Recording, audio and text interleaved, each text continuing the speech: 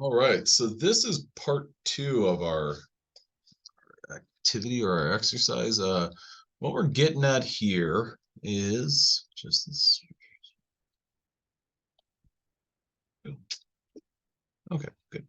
What we're getting at here is we're going to continue building on this idea of like molecules and what do they look like. So we started out with a Lewis structure where we identified, like we figured out a way to draw a molecule, and then we looked at how many different how many electrons that something had and where were they and all that sort of stuff. Now we're going to take it a step further. We're going to use what's known as valence bond theory or orbital hybridization theory, where we look at where our electrons are, and then we say, okay, well, we believe that we've got electrons in the 2s orbital and the 2p orbital. How many are there, and how is this thing going to bond? And so we'll along the way we'll learn some different kind of tricks for this. So valence bond theory focuses on the atomic orbitals that must overlap or blend in order to obtain a particular molecular geometry. So what are the orbitals? So an electron in an s orbital and an electron in an f orbital, how do we get those two things to basically match up? And the way that we do it is by hybridization. So if we take something like beryllium, beryllium has a total of 2 electrons in its 2s orbital. Well, that's going to be really tough to kind of bind with or to form a bond with something else because those electrons are in that smaller, lower level orbital.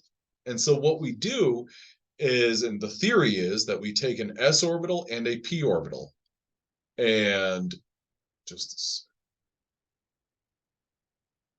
we take an s orbital and a p orbital, and we combine them, we hybridize them to make a sp orbital, and we put one electron in each of those sp orbitals. So that's what's depicted on the right hand side of the screen here. We've got that sp orbital that came from one of our s orbitals and one of our p orbitals. We put those together, we made a hybrid orbital known as an sp hybrid orbital. Okay, now with that, we've also got, or so another way to look at this is, or another example is, if we wanted to form a molecule with boron at the center of it, we've got one s orbital and a pair of p orbitals, and we distribute those electrons that we're going to share from those s orbitals and p orbitals to make an sp2 hybrid orbital. So this is a new orbital that is 1 part s and 2 parts p. This is sp2 hybrid orbital.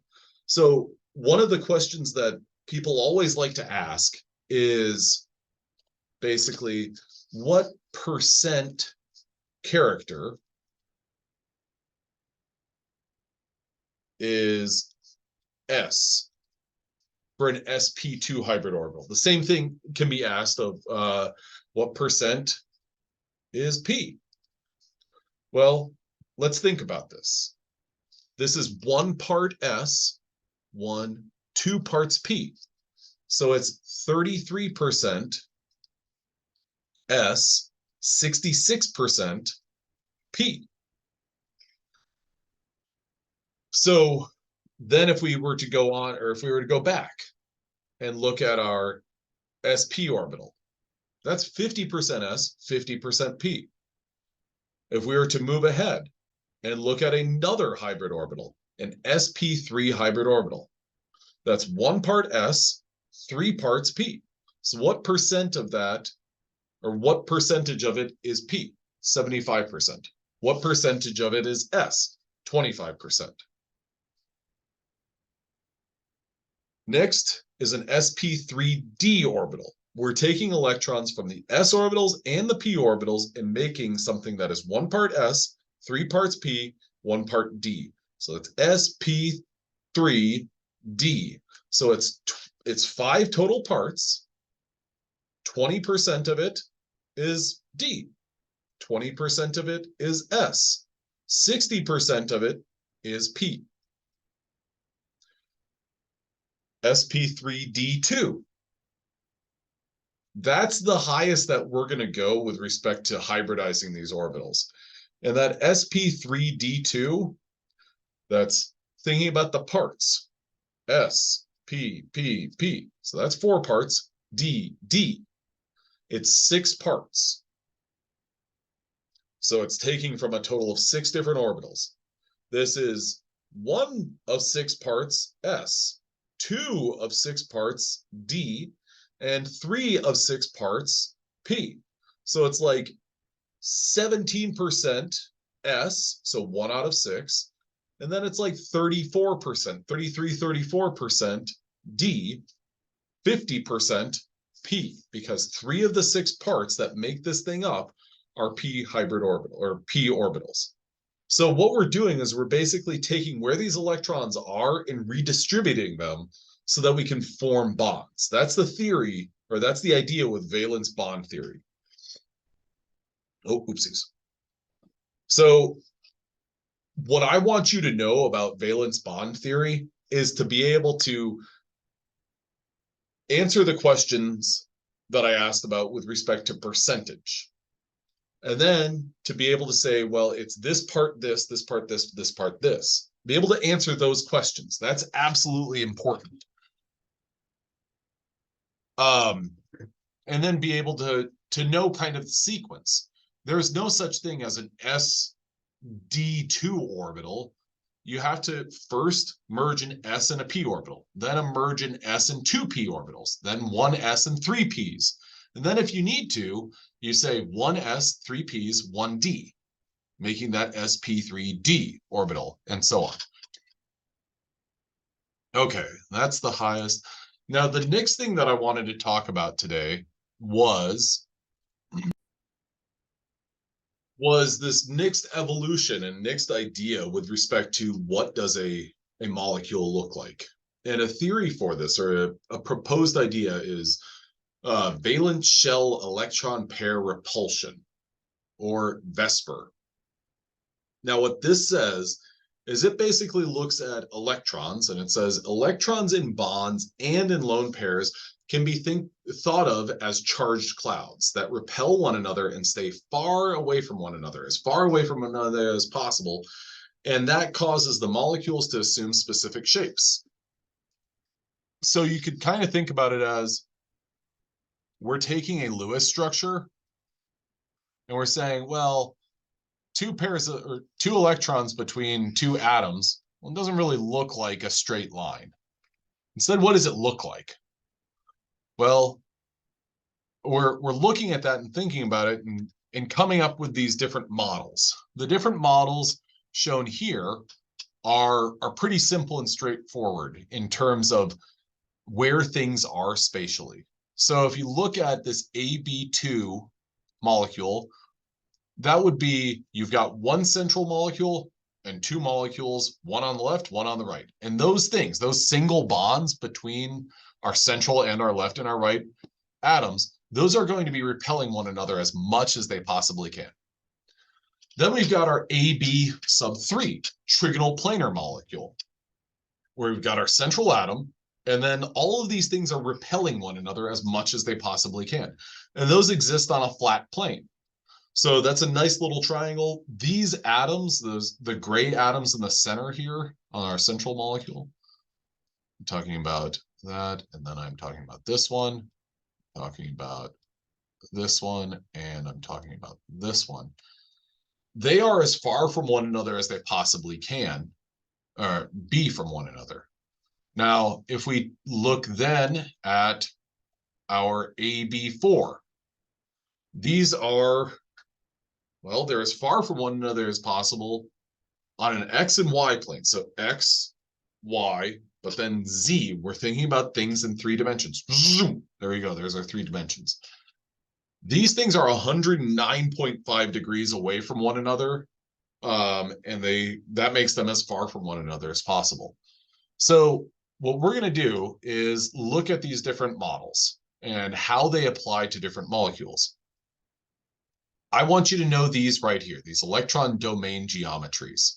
I want you to know the number of electron domains and the bond angles that separate these different electron domains.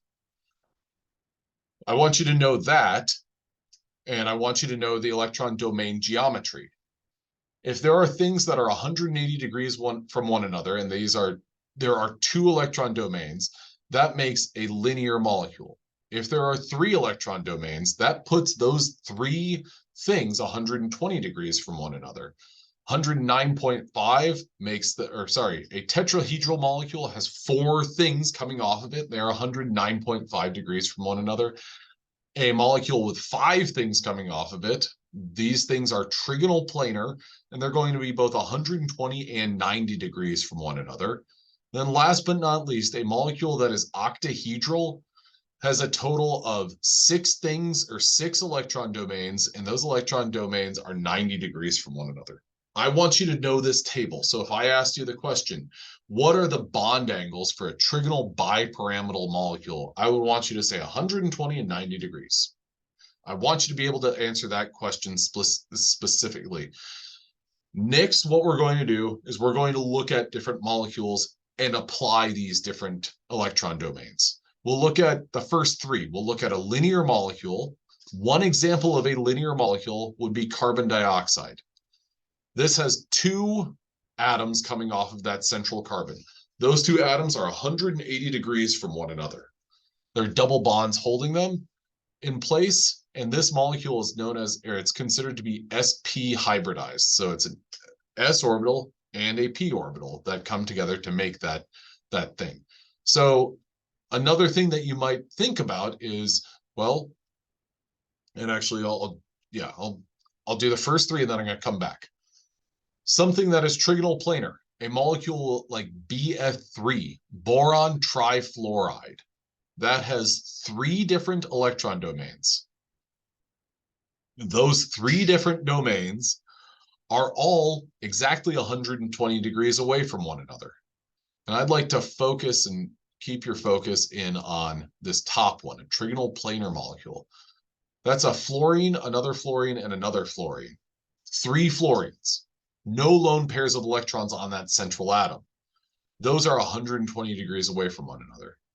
Now, it gets a little bit different if we have a lone pair of electrons, as is evidenced here. NO2. NO2 is a molecule that has a lone pair of electrons. That lone pair of electrons is represented by this blue balloon. These electrons right here are not being shared at all. If you look at these electrons right here that I just highlighted between boron and fluorine, what do we know about those? They are both attracted to fluorine as they are attracted to boron. So they kind of have those 2 nuclei that keep them kind of within a specific area, in a specific range. Well, if we look at NO2, that's not the case. That nitrogen, that is the single anchor for those 2 electrons. So those electrons are going to go as far away from nitrogen as they possibly can, and as far away from one another and those other domains as they possibly can. So they're not reined in by that nitrogen or by that boron and that fluorine. The last one that I want to talk about is tetrahedral. This is sp3 hybridized, so you've got 1 s orbital and 3 p orbitals coming together. This has 4 electron domains, in which case it is tetrahedral, but what is the identity of those electron domains? Is it 4 atoms? Is it 3 atoms and 1 lone pair of electrons? Is it 2 atoms and 2 lone pairs of electrons? How that is going to come into play is going to impact those bond angles. Now, what I wanted, the last thing that I want to mention with this is I want to go back 2 slides. Okay. If we have 2 electron domains, that molecule is considered to be sp hybridized. So the orbitals that those electrons exist in, those shared electrons exist in a hybrid orbital that's made up of 1 s orbital and 1 p orbital. sp, 2 electron domains, 2 orbitals that have been hybridized together. Okay, if we talk about a molecule with 3 electron domains, it's got 3 electron domains, 3 things that it's bound to, that central atom. Those orbitals are made up of an s, and 2 p orbitals. spp.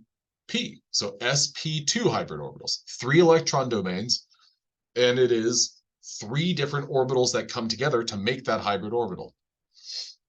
If we have something that's made up of 4 or has 4 electron domains, that is sp3 hybridized. spp, sp3 hybridized orbitals come together to make that. Okay, so what we're doing right now, think about this as an extension of Lewis structures. The Lewis structures are a nice, simple way of looking at a molecule, but there's a lot more detail to it. Where are the electrons and how are those electrons being shared amongst different atoms and elements? Well, I hope this was helpful. We'll take off on Monday, or we'll start off on Monday talking about those different, or going into non-bonding domains, and we'll wrap up our discussion of molecular shape and move on from there. All right, well, I hope you have a good one. Thanks, bye.